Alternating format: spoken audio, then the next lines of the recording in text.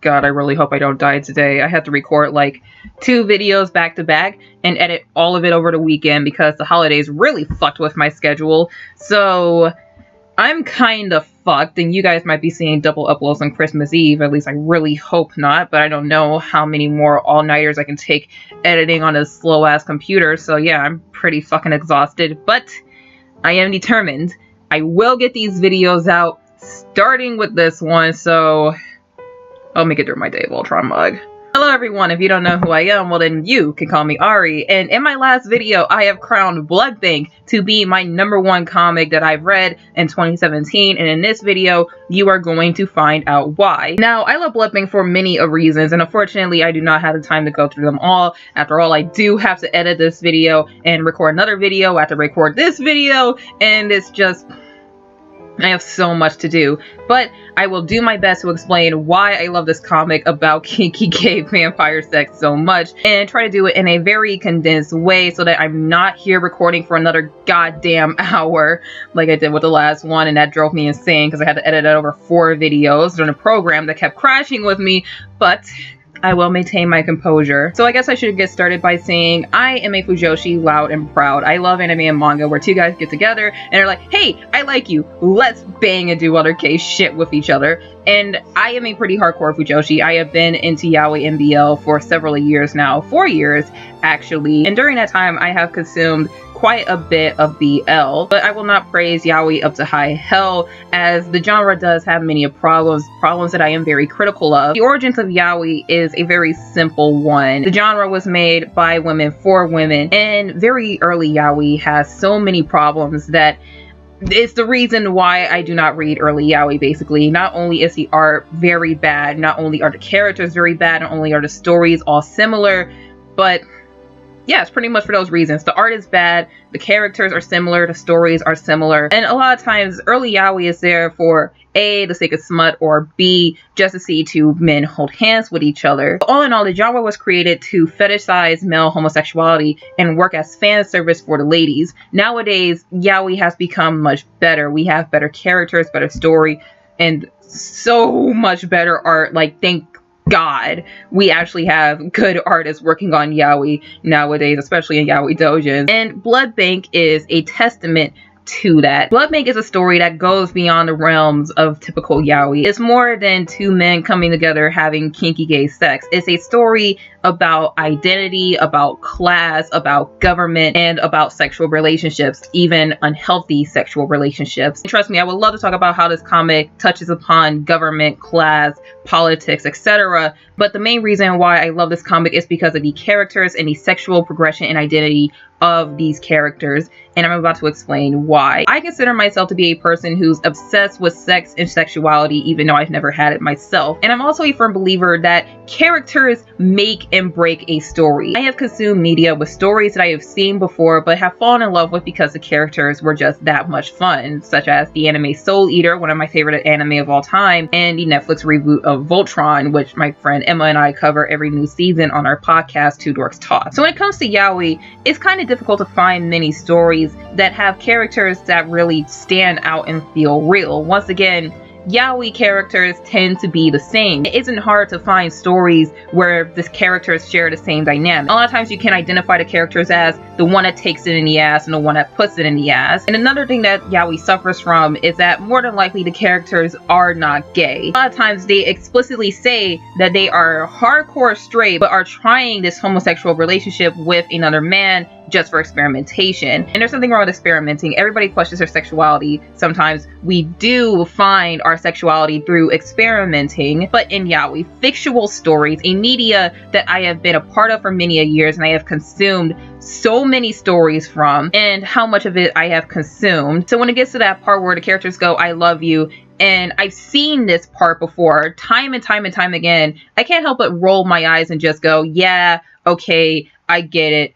But do you really? Once again, that's just me, and it's just fiction. The story of Blood Bank is different because it definitely isn't the first story to put power in names and identities, but it has very well crafted characters that I was invested in and that really made this story for me. Starting off with the character Shell. Shell is goddamn adorable, and Emma and I adopted him as our gay anime son. He was actually one of our first. Shell is a character who is in a very high position of power. He runs the blood bank, one of the largest in his region, and he is going to inherit his father's political power. But Shell has a dark secret, and that is that he is an abnormal vampire. And in this story, abnormals are shunned. They're considered as worthless, low life, dirty, just everything that a vampire shouldn't be. And this is because abnormals can have very flamboyant, probably almost homosexual tendencies, like Shell's friend that we see later in the story, but more than likely they are attracted to and only attracted to humans. Shell was unfortunately born as an abnormal vampire, and unfortunately he has a very severe case of it. He loves humans and only humans, and he hates drinking human blood. So Shell being an abnormal can be considered as a disability. You can probably call it autism in a way, and him being an abnormal gets in the way of his duties and his work. Like I said, he loves humans and he doesn't want to drink human blood, but because he was born into such a high-class family and is going to inherit such a large position of power and is the head of the very large blood bank, the largest in his region, he doesn't want any of it. He has to put on a front in order to look like the powerful vampire that he should be. He gives off a very strong, very menacing aura that commands that people look up at him and respect him because of the position of power that he's in. He acts like he takes his job very seriously, which he does because it's his duty, but once again, he doesn't want to do it. People fear Lord Shell. But in reality, Shell is just a very scared young man who doesn't know who he is. He has to put on the front of Lord Shell, and he doesn't want Lord Shell to take over. But then again, he doesn't know who Shell, the abnormal vampire, actually is. And he's very saddened by that, to not know who he actually is, who his identity is, because he has to cover it up. He has to hide who he actually is, because if word gets out that he's this very severe type of abnormal vampire, he loses everything. He loses all the respect that he's been working so hard to build up. He loses his title, and he may even be disowned by his very powerful father. So he's so incredibly grateful to meet one, a human banker who's very good at his job and who does his best to just try and survive in this world. Centuries ago, the sun gave out, and it was almost impossible for humans to survive without sunlight, but vampires benefited from this because without sun, they could be out all day whenever they want, and the world was also colder for them so that they could bear the temperature. So the vampires saved the humans by allowing them a new chance at life, but they had to live under their command. And the humans really can't do much against vampires at all. Vampires are stronger and faster than humans. They have the ability to kill humans, and humans can't fight back against immortal vampires who has a pheromone that's able to control and command a human. So humans live in fear under the vampires' reign, as they have to give vampires blood in order for them to have a place to stay and eat. But there are still certain parts in the world where humans aren't treated too kindly, and they're pretty much only used for their blood. Main character 1 is extremely lucky to be in the position that he's in. He's a banker at a blood bank, a place where vampires can withdraw whatever amount of blood that they need. But 1 is special because for some reason he is not affected by the pheromone vampires give out in order to control and sometimes almost kill human beings, and Shell catches wind of it, as 1 is able to provide him with the pleasure Shell has been looking for. That's another trait that comes with Shell being abnormal. Not only does he love humans,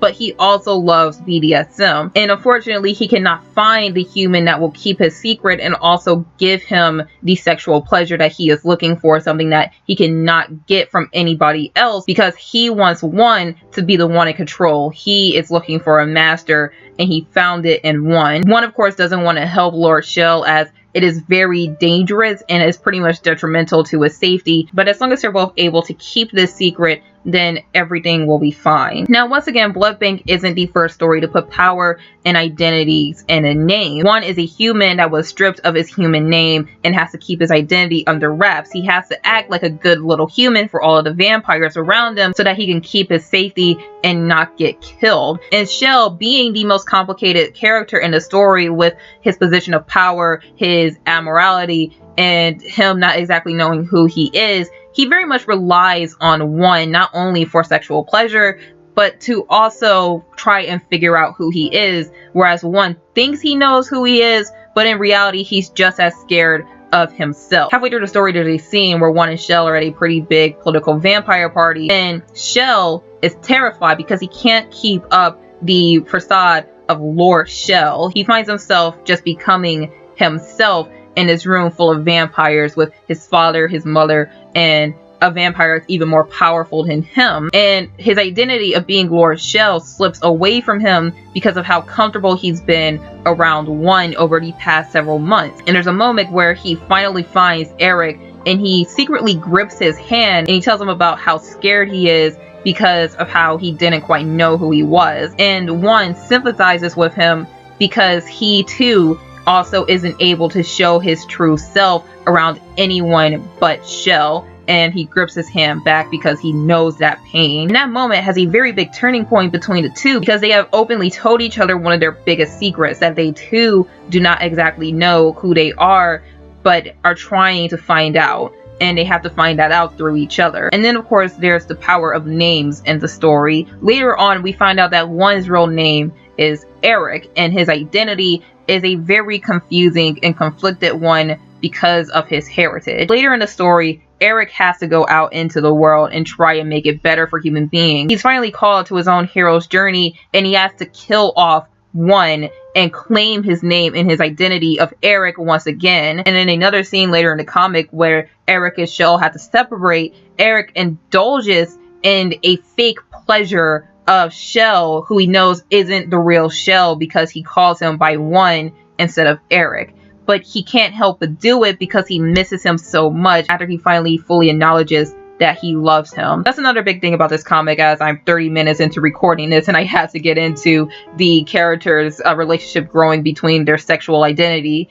how the characters actually love each other. The biggest thing that the story does not do, something that a lot of yaoi stories don't do, is that it doesn't tell the character's sexuality. Remember earlier in the video where I said characters are just hardcore straight and they openly and explicitly say that they are not into men, but they are in this relationship with another guy just to experiment? And then when you get to the point where it goes, oh hey, I love you, it's kind of hard to believe because of how much media you may or may have not consumed in this genre. Blood Bank does not tell the sexualities of these characters because it really doesn't matter. Yes, you can link Shell's sexuality through his amorality, but once again, it really doesn't matter. Are these characters gay? Are they bisexual? Who gives a shit? Sexualities and sexual identities do not matter in the story. What matters is how these characters will get to that end game where they can finally be happy in this world that doesn't want them to be happy, not only with each other, but also with themselves. But it isn't like these two are completely lovey-dovey throughout the entire story. In fact, in the beginning,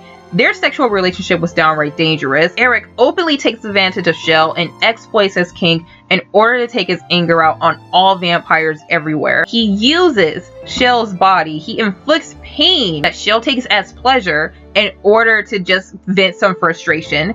That is not okay. BDSM is a perfectly fine kink. It is very common, but it's also very misunderstood. You have to study up and learn how to have these times very safely, as the kink is not about inflicting pain on your partner, but inflicting pleasure on your partner. And you also have to be with a partner that you trust, as you are putting your body in their hands and you are telling them, hey, hit me with this whip so I can get off. It is not okay for your partner to use and exploit your kink in order for them to just vent out frustration. They are not doing this in order to make you feel good. They're doing this in order to make them feel better, and that is abuse. The biggest sign of the contrast between Eric and Shell's relationship, which Shell looks at Eric in a kind of a loving way. You can tell that he does trust Eric. He trusts him with his body and he is happy to call him his master. But Eric looks at him in the exact opposite way. He looks at him pretty sinisterly, and he knows that he's able to take advantage of Shell and his naivety in order to get what he wants. My dog is snoring in the background. That's gonna be like the music track for this video. Which brings me to the final point of why I love Blood Bank so much. How the story shows how close these characters are becoming in a relationship by ways of their sexual progression. More specifically, how Eric takes his clothes off